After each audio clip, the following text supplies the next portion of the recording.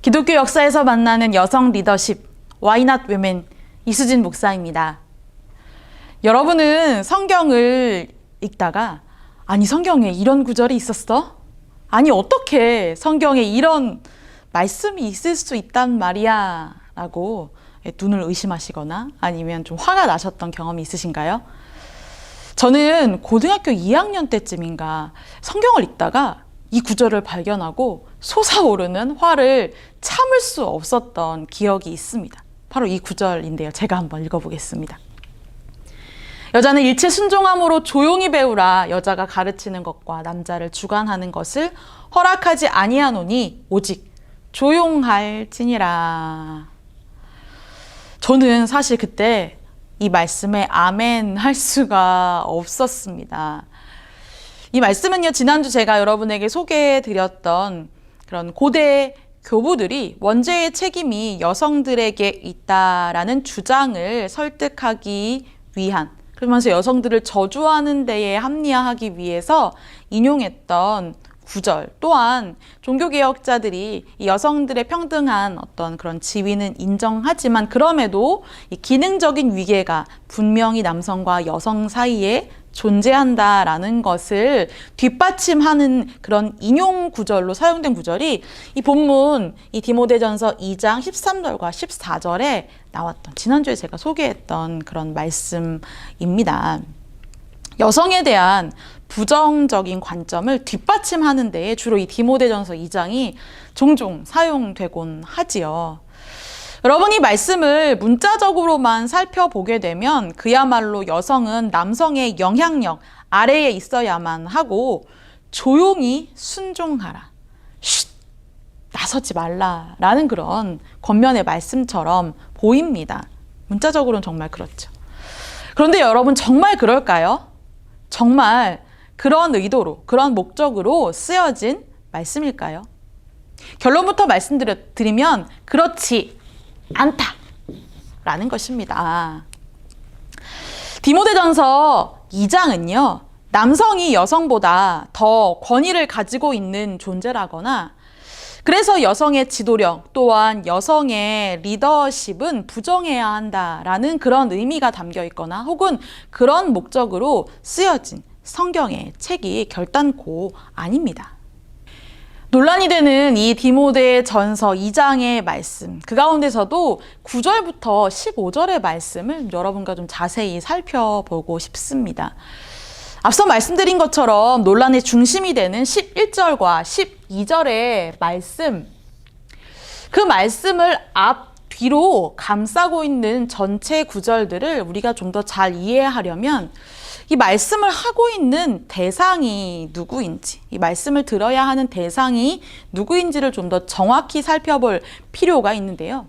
여러분, 영어 성경으로 이 말씀을 읽어보게 되면 우리가 그 차이를 쉽게 발견할 수 있습니다.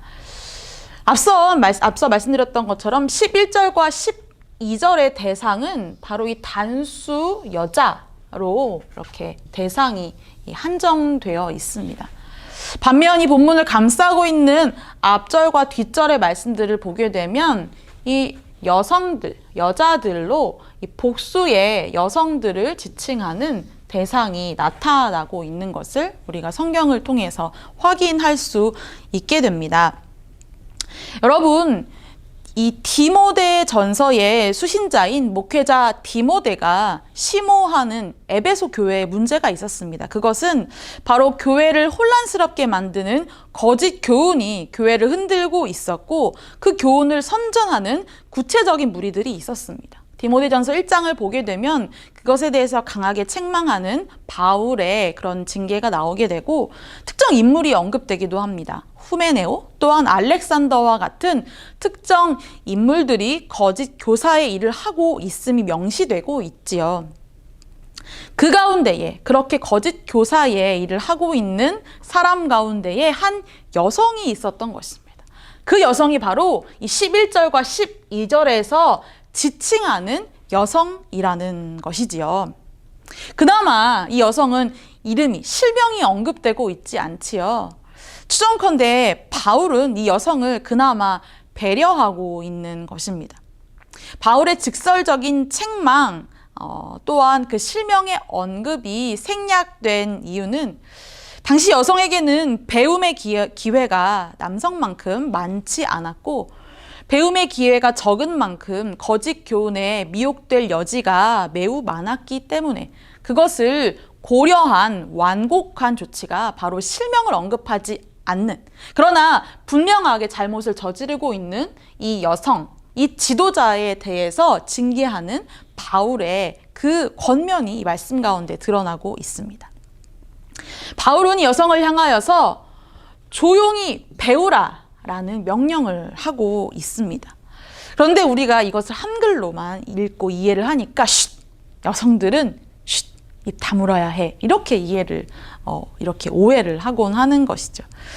근데 여러분, 여기서 언급된 순종함 그리고 조용함, 이런 단어의 의미는 당시 고대 근동 지역의 랍비의 아래에서 공부하는 학생들이 이 학생으로서 가져야 할 모범적인 자세, 배움의 그런 태도를 의미하는 말이 이 순종함과 조용함이라고 합니다. 즉, 여성들을 향해서 요구된 어떠한 모습이 아니라 배움을 갖고자 하는 학생들이 일반적으로 가져야 할 태도가 바로 순종과 조용함이라고 하는 것이죠. 그러므로 여성이 조용히 해야 한다라고 해석해서는 안 된다는 것입니다. 또한 가르침을 금하고 있습니다. 가르침을 허락하지 않지요. 이것은 그녀가 여성이기 때문에 가르침을 금하는 것이 아니라 여성들은 가르치는 일을 해서는 안 된다라는 일반적인 권면이 아니라 이 여성이, 이 인물이 거짓 교훈을 퍼뜨린 사람이기 때문에 그런 거짓 교사들에게 가르치는 권한을 박탈해야 한다라는 바울의 권면인 것이죠. 그리고 가장 논란이 될 수 있는 것이 바로 이 남자를 주관하는 것을 허락하지 않는다라는 이 부분인데요. 사실 이 해석은 논란의 여지들이 있는 것이 사실입니다. 왜냐하면 여기서 주관하다로 번역된 이 헬라어 단어는 신약 성경에서 이곳에서만 단 한 번 사용이 되었기 때문에 그 용례를 풍성하게, 풍부하게 파악하기가 어렵습니다. 다시 말해서 해석될 수 있는 범위가 매우 넓은 단어가 바로 이 디모데 전서 2장에서 사용된 주관하다라는 단어라는 말입니다. 그래서 남성이 여성을 다스려야 한다, 혹은 여성이 남성을 주관하는 것은 옳지 못하다라고 단순하게 해석할 수 없는 부분이라고 우리가 생각할 수 있지요. 요약하자면 이렇습니다. 여러분, 바울은 에베소 교회 내에 있는 그렇게 거짓 교리를 가르치는 이들을 책망하고 경고하는 의미로 디모데 전서를 썼고요. 그 가운데에 거짓 교사들 가운데 여성이 있었습니다. 바로 이 여성이지요. 이 여성에게 교회 내에서 영적인 권위 또한 지위를 갖게 해서는 안 된다라는 것이 이 본문의 본래의 의미라는 것입니다. 다시 말해서 일반적인 여성들을 향한, 모든 여성들을 향한 권면이 아니라 특정 인물을 향한 책망이기 때문에 이 구절을 빌미로 여성의 리더십 또한 여성의 영적 권위를 제한하고자 하는 것은 올바른 해석일 수 없다라는 것을 여러분 기억하시면 좋겠습니다.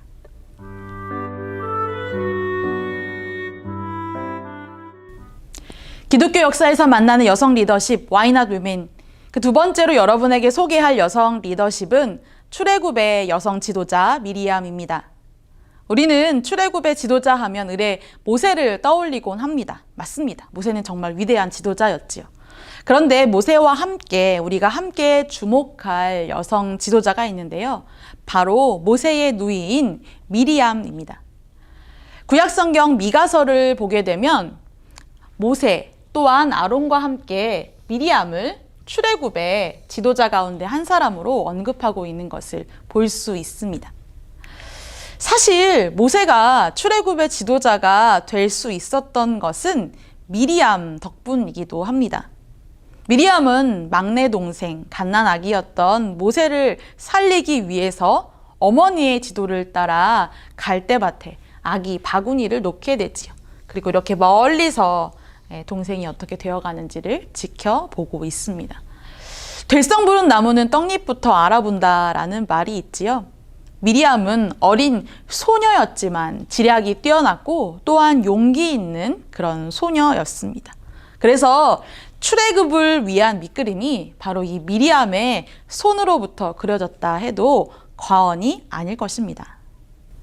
미리암은 구약 성경에서 선지자라는 타이틀을 받은 최초의 여성입니다.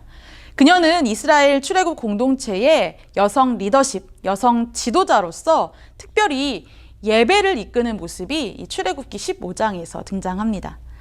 홍해를 건넌 기쁨, 그 환희, 그래서 하나님께 영광을 돌리는 그 찬양의 모습이 출애굽기 15장 20절과 21절 말씀 가운데에 나옵니다. 이 미리암이 먼저 앞서 찬양하며 춤추며 나아가자 많은 여인들도 그를 따라 예배하는 모습이 성경에 나타나고 있지요. 여러분, 출애굽 당시에 모세의 나이가 약 80세라고 우리가 생각을 해본다면 그의 누나였던 미리암은 최소한 90세는 되지 않았을까라고 우리가 추정을 해볼 수 있습니다. 즉, 노령에 이른 노인이라는 것이지요. 하지만 힘있게 찬양하고 있고 그녀는 많은 백성들을 이끄는 지도자의 역할을 감당하고 있습니다. 선지자로서 출애굽 공동체에서 여성 리더십을 발휘하고 있는 것이지요. 하지만 안타깝게도 성경을 읽는 많은 분들은 미리암이 반면교사의 인물로 기억되는 그런 사람이기도 합니다.